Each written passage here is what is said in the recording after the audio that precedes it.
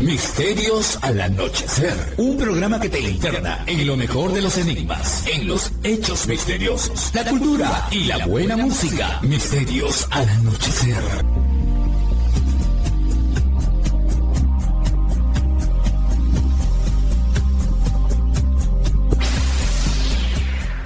Lima Sur, Arequipa y Lamas, Tarapoto escuchan Misterios al anochecer.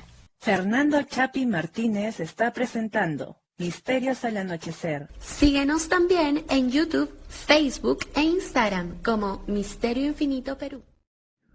¿Qué tal amigos? ¿Cómo están? Bienvenidos a una edición más, año 2025 de Misterios al anochecer. Yo soy Fernando Chapi Martínez y estamos saliendo, gracias a Dios, a través de Radio Arequipa Internacional FM y la www.radioarequipa.com.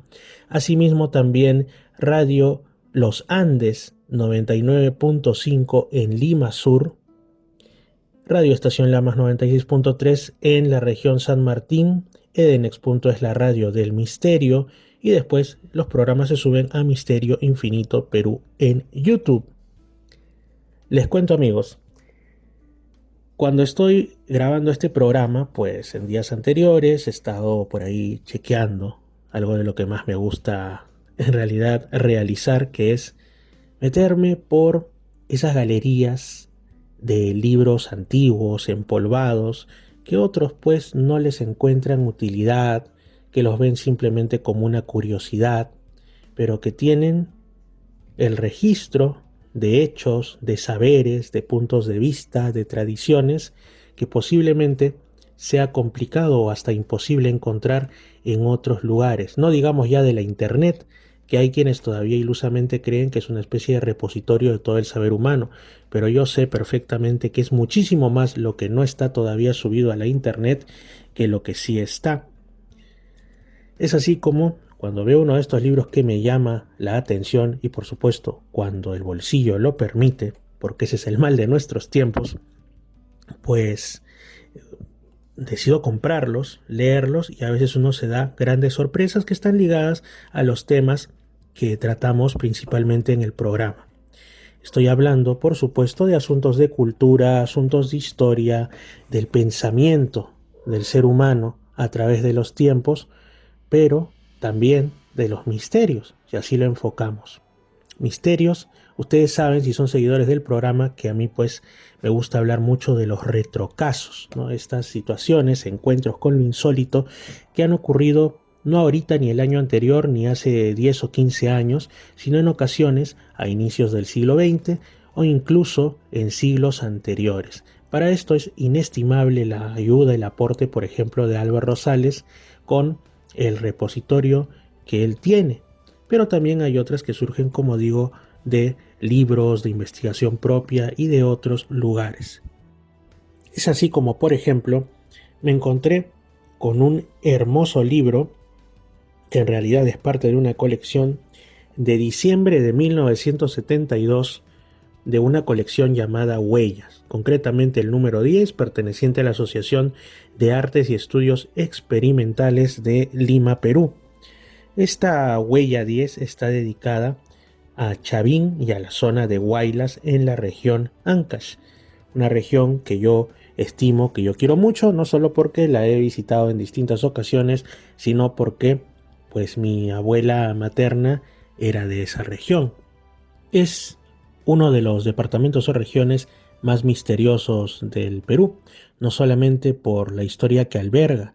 Por ejemplo, ahí se desarrolló el centro de la cultura chavín, que fue considerada incluso hasta cuando personas como yo llevamos la primaria en el colegio, es decir, en los años 90, como el origen de la alta civilización en los Andes, en el Perú, incluso en Sudamérica toda. Chavín era la protagonista principal antes de que se comprobara pues que había lugares bastante más antiguos que podíamos considerar de alta cultura, de arquitectura monumental inclusive, como es el caso de la ciudad sagrada de Caral.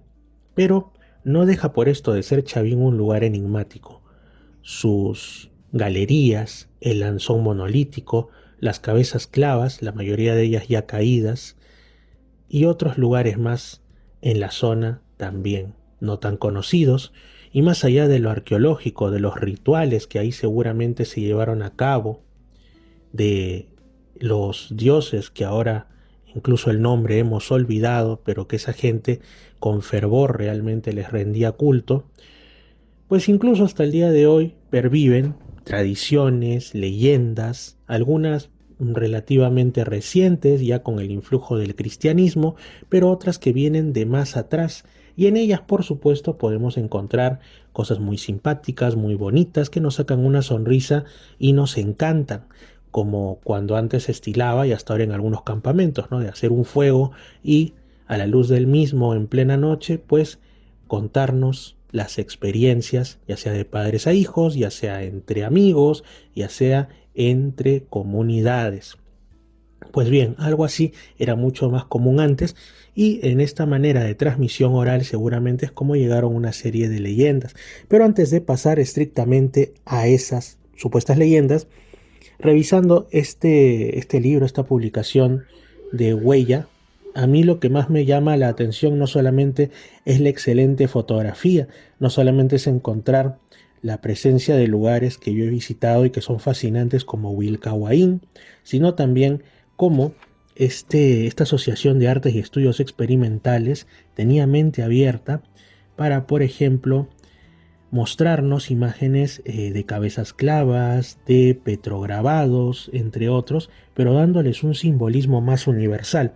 ¿A qué me refiero? Pues a que ellos directamente comparaban, ¿no? Lo cual para muchos arqueólogos a día de hoy sería una herejía, sería algo risible, con, por ejemplo, muestras de arte antiguo, de manifestación religiosa, de espiritualidad, de creencia, por ejemplo, en Asia Oriental o en otras partes del mundo, que supuestamente no estuvieron conectadas, no hubo un nexo entre ellas y América, sino hasta tiempos recientes, ¿no? Todavía predomina esa idea como que el continente americano era algo así como una isla enorme pero aislada del resto del mundo, hasta que llegaron pues los europeos, ya sea españoles, portugueses y otros, o bueno, ya regañadientes han aceptado que antes de eso, ya por el año 1000, llegaron unos cuantos vikingos al mando de Eric el Rojo, pero solo estuvieron en una esquinita del continente y después se retiraron y no pasó nada.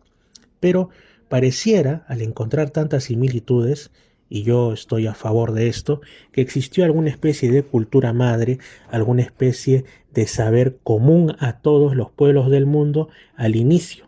Hay quienes hablan de la Atlántida, otros hablan de Lemuria o de Mu, y pues en realidad hay muchos otros nombres que salen, digamos, a colación cuando se tratan este tipo de temas.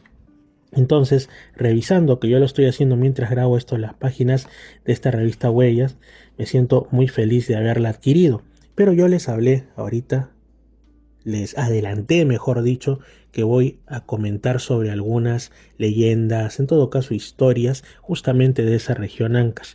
Y eso no está en el libro que les he mencionado, sino en uno más pequeño, pero muy interesante, titulado Ancash, Leyendas, Fábulas y Canciones.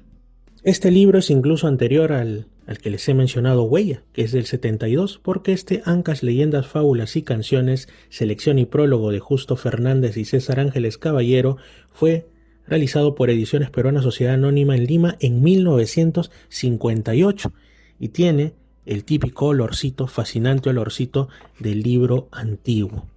Este librito, como el nombre indica, lo podemos tomar desde distintas ópticas, ya sea como la recopilación de antiguos saberes que fueron adornándose, que adquirieron algunos cambios por ahí, adaptándose mientras pasaban de boca en boca, de formas que tenían las personas de explicarse aquello que les era justamente inexplicado, como la creación de sus comunidades o determinados accidentes geográficos.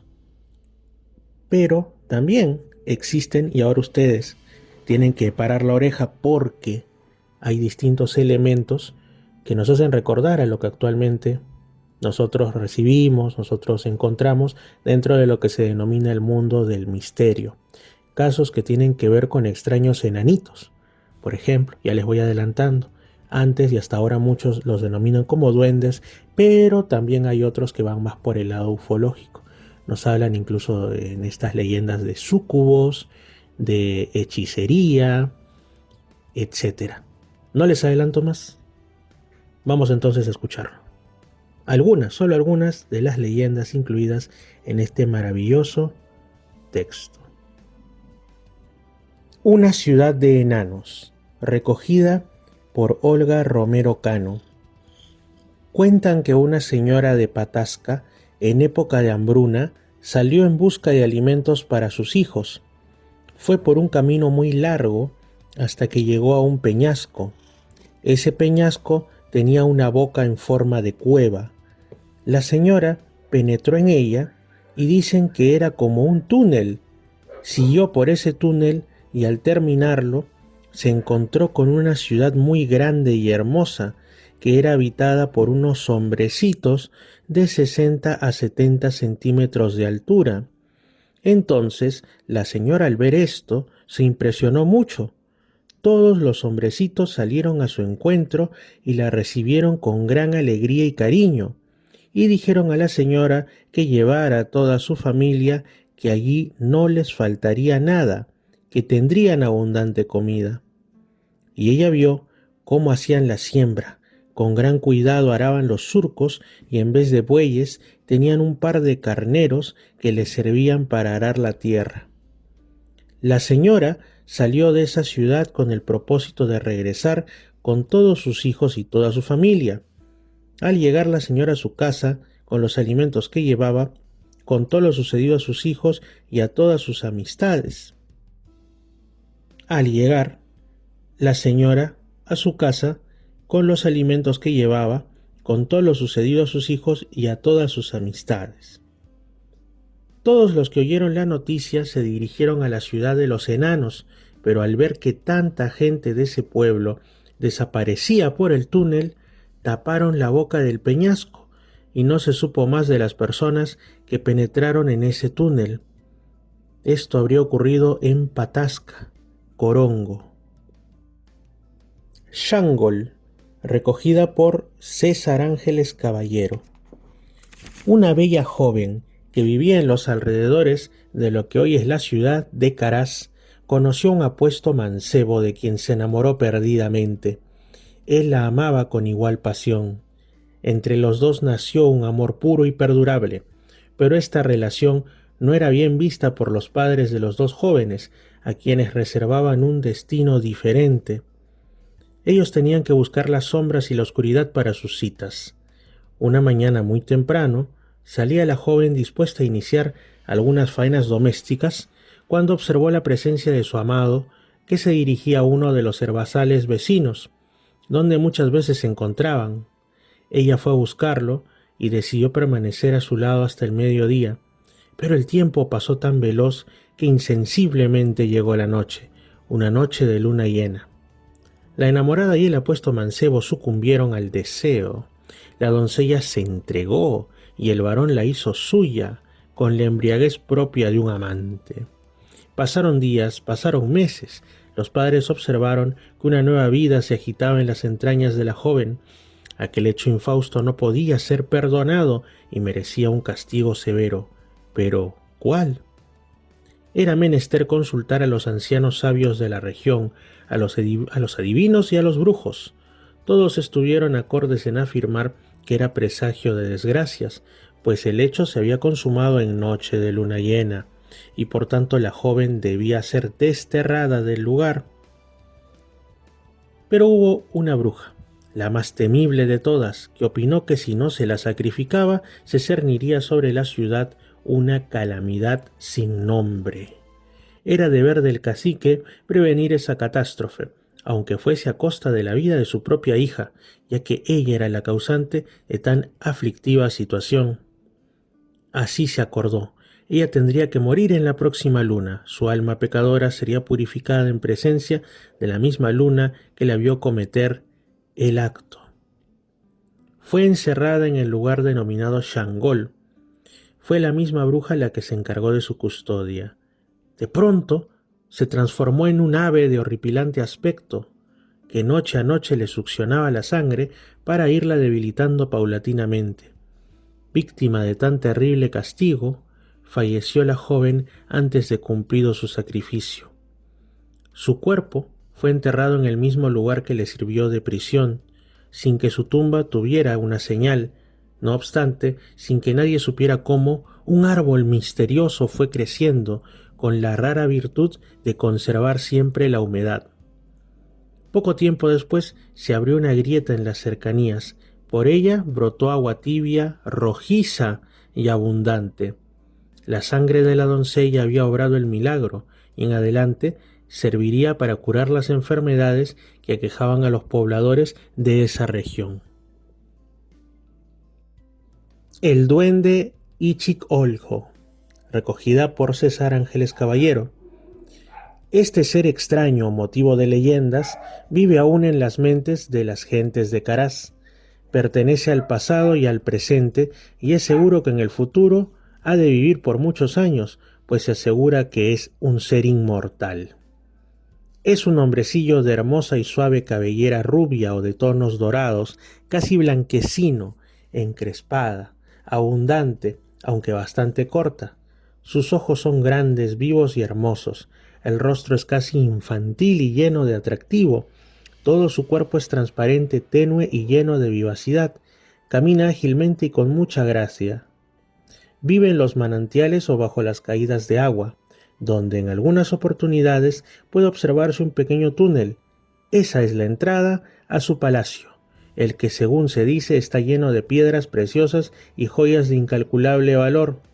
Cuando sale de él, lleva un pequeño tamborcito que toca suavemente para atraer a las criaturas y a las mujeres solas.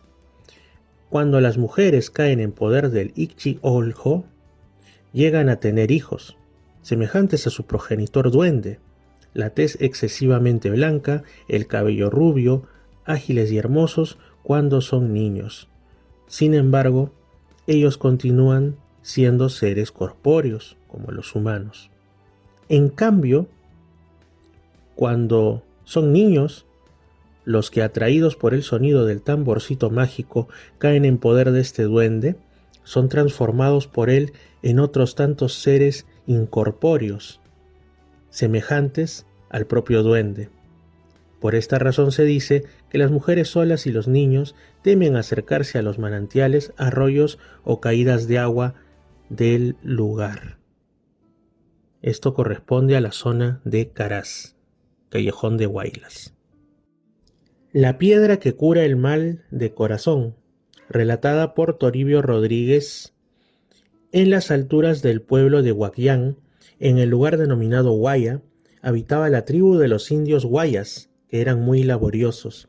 El curaca de la tribu tenía una hija muy hermosa llamada Ninfa, quien contrajo matrimonio con un hombre de mala fisonomía, al que a pesar de ese defecto quería con amor puro y santo. Este matrimonio no fue del agrado de su padre el curaca, quien secretamente hizo envenenar a su hijo político.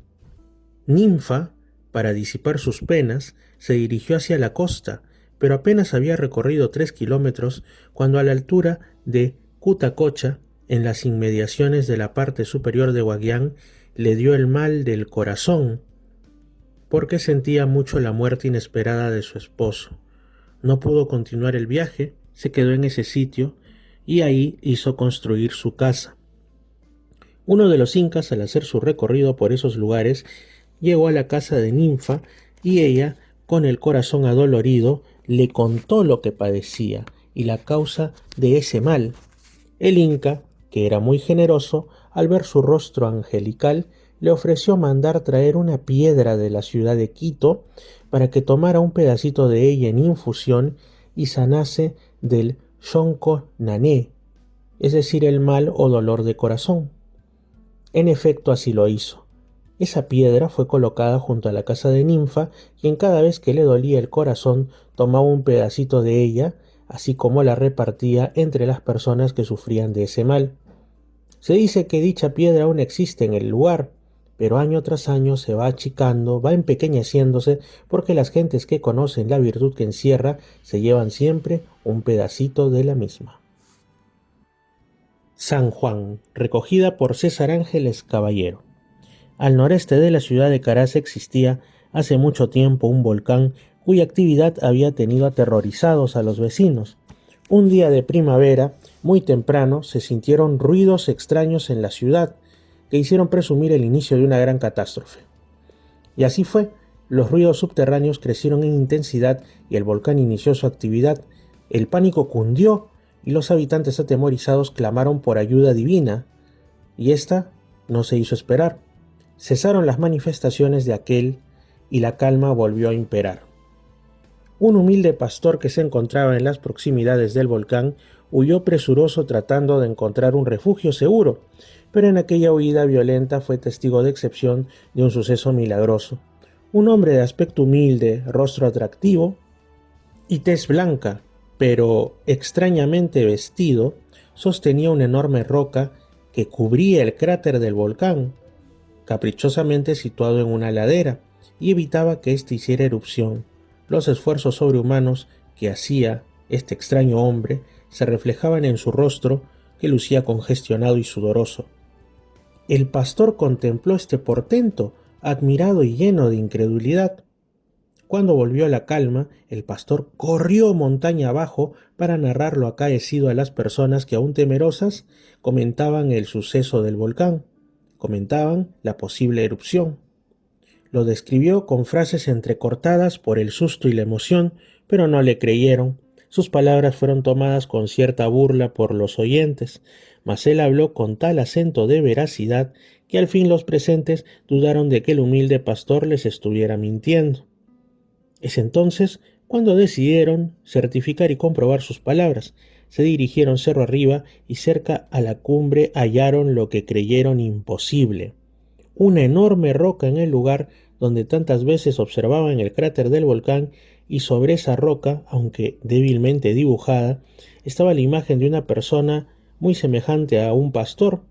Llevaba una vara y le acompañaba un carnerillo negro. Era, no lo dudaron, la imagen de San Juan el Bautista. Así lo creyeron y así lo comunicaron al resto del pueblo. Lo que hasta entonces había sido un temible volcán se convirtió en el cerro tutelar de esa población, con la imagen de San Juan en la falda que mira hacia el poblado. La laguna de Cojub,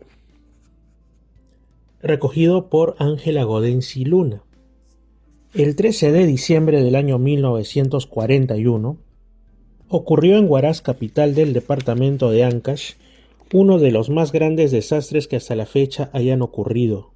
Ese día inolvidable, a las 5 de la mañana, cuenta un indígena que cuando él estaba pastando sus animales en la ladera de los cerros, a pocos metros de la laguna, sintió un terrible ruido. Era como si tirasen grandes piedras desde una altura considerable. Este hombre volvió la cabeza hacia el sitio donde se producía ese ruido ensordecedor y vio que de la laguna salía lo que él identificó como un gringo de pelo rojo y con algo como un machete en la mano. Este gringo se puso a bailar alrededor de la laguna, echando piedras de regular tamaño, y estuvo como 2 horas arrojando rocas a la laguna. Cuando ya faltaban pocos minutos para que ocurriese una tragedia, este gringo se metió en la laguna y en ese mismo momento rebalsó el agua, la cual se desbordó y arrasó todo lo que a su paso encontraba. Junto con el agua salió el gringo, montado sobre un caballo negro, y a todo galope iba llevando la delantera a la corriente, como si dirigiera lo que iba a causar la tragedia. Con el machete que llevaba a su mano, talaba los árboles y troncos que hallaba a su paso, para abrirle camino al desastre.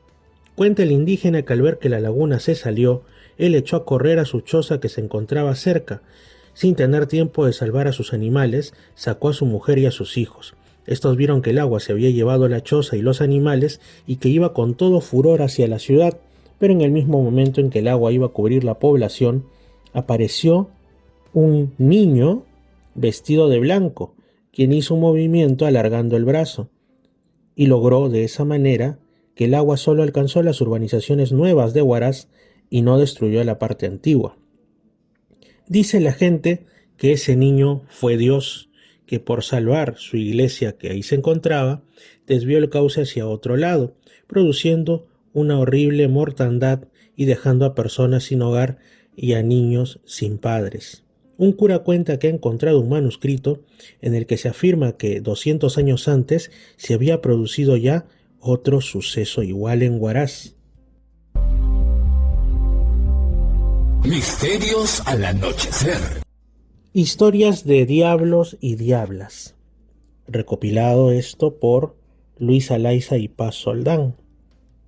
Menciona que en la ciudad de Huaylas, que en su momento fue cabeza del antiguo departamento homónimo, los antiguos cronistas abundaron sobre relatos espeluznantes de supuesta actividad del demonio en las tierras de Ancash. Decían que existían huellas palpables y persistentes de estos actos y frecuentes apariciones en forma de monstruos fantasmales, y que incluso se comunicaba mediante ídolos parlantes y oráculos con hechiceros que entraban en un estado de trance. Se dice también que en la zona de Conchucos llegó a parar un ídolo terrible de la zona de Huamachuco que predecía el porvenir. Esto incluso lo menciona el insigne padre Calancha en su crónica moralizada. Y se menciona también que cuando, en el periodo de expansión del Tahuantinsuyo, pasa Tupac Inca Yupanqui al frente de sus ejércitos justamente por esa zona, digamos que ya para dirigirse hacia Quito, donde había entrado en rebeldía una población y quería el Inca castigarlos, convocó a los sacerdotes y sacerdotisas de ese ídolo conocido como catequilla, que pues era una especie de instrumento a través del cual hablaba lo que entendían después los españoles como un demonio, y que de hecho le habló a Tupac Inca. Le respondió diciéndole que moriría sin saber si era vencedor o vencido. Y justamente cuando llega a Quito Tupac Inca Yupanqui, muere, y se cumplió la profecía. Después de su fallecimiento, quien ostenta el poder en el imperio fue el Inca Huayna Cápac, su hijo, quien también pasó por esa región, se enteró de lo que había ocurrido de la profecía de el ídolo Catequilla hacia su padre, le dio gran rabia y para vengarse de Catequilla ordenó que fueran pasados por el fuego, que fueran quemados, no solamente el propio ídolo, sino todas las riquezas y todo lo que contenía el suntuoso templo que estaba erigido en su honor. Durante buen rato, los sacerdotes, los hechiceros dedicados a Catequilla estaban sobrecogidos de espanto y de respeto y tristeza al observar cómo todo se quemaba. Sin embargo, tenían miedo de desacatar la orden del Inca, porque las consecuencias podían ser fatales para ellos. Sin embargo, venció en ellos la devoción, se metieron a las llamas y salvaron a Catequilla cuando no los veían y lo ocultaron en la zona de Conchucos hasta que ya el Inca se hubo alejado.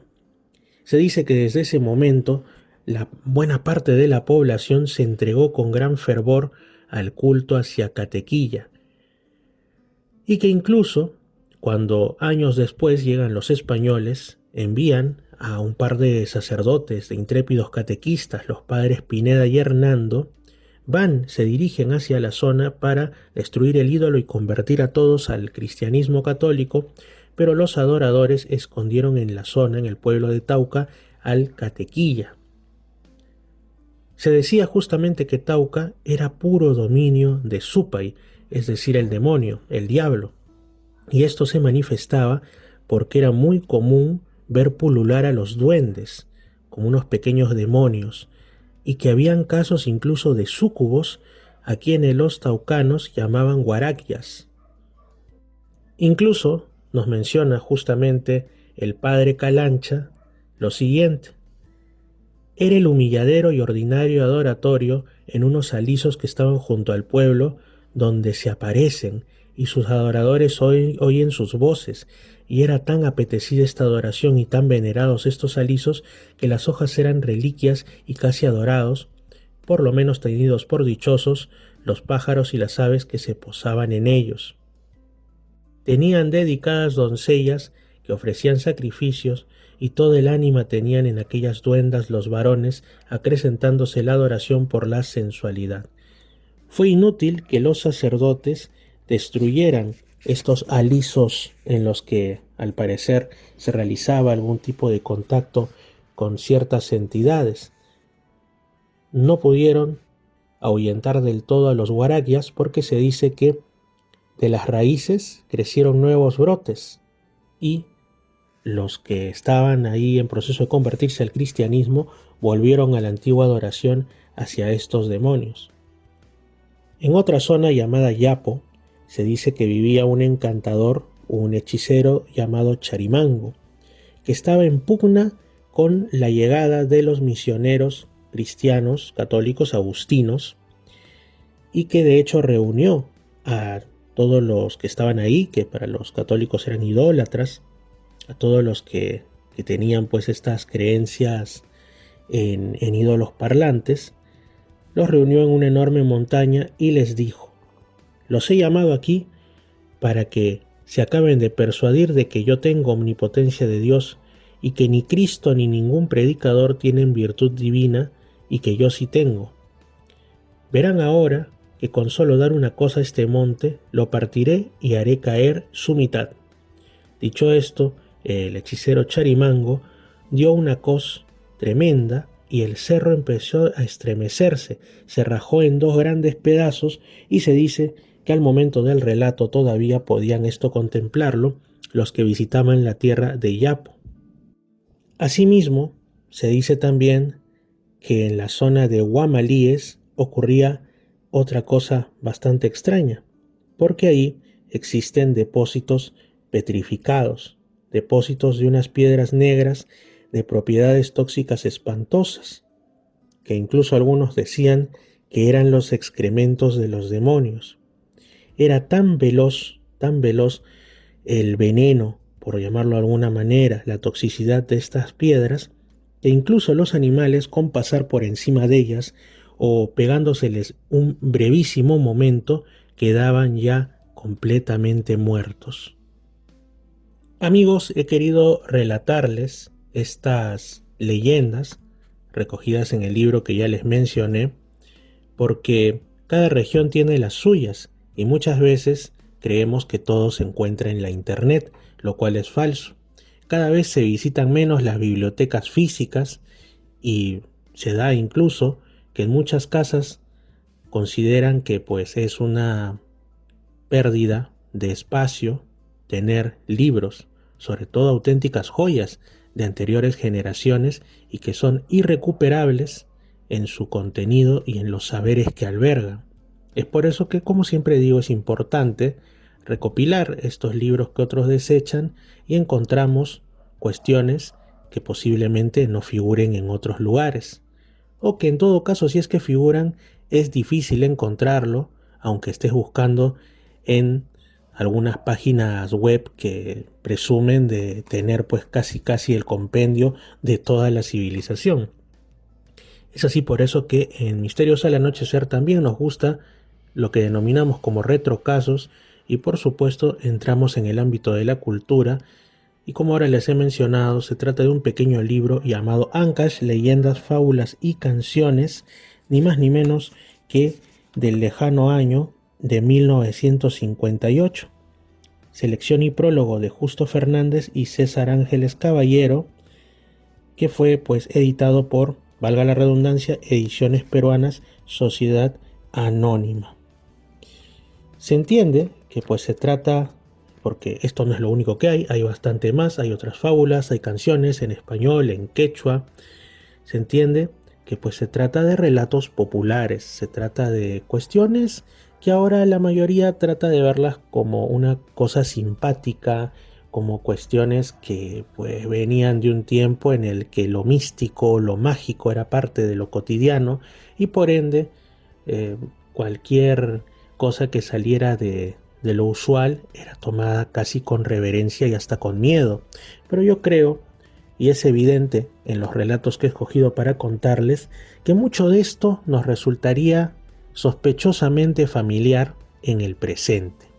Casos de duendes, de diablos, de ídolos parlantes, de enanitos que llevan a la gente a ciudades subterráneas donde estos desaparecen y que hoy diríamos que podrían tratarse de ciudades intraterrenas, de ciudades en otra dimensión.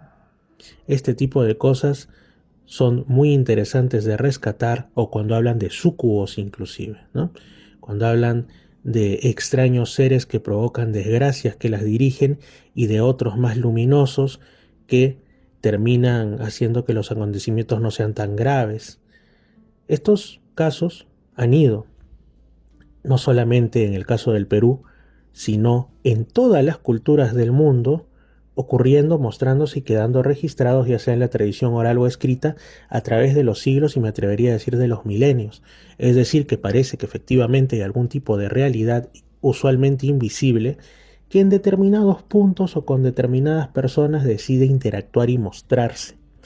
Y esto, como digo, queda a veces registrado en libros que para alguien más distraído o escéptico o definitivamente que no indaga más, pues simplemente son cositas curiosas, no hay mayor cosa que verle, pero pueden tener efectivamente un trasfondo real, incluso actual, porque hasta ahora hay personas, no necesariamente quizá lo que les he contado ahora, pero como digo es del año 58 y está habiendo un lamentable corte de la transmisión de la sabiduría oral, de las leyendas, de los saberes ancestrales entre generaciones, y esto se ha dado más en las últimas décadas, pues, pero que al menos hasta ese tiempo se hablaba de esto como de cosas que efectivamente habían ocurrido, pero aún, como digo, en el presente hay también casos que se presentan y que quizá constituyan las leyendas del futuro.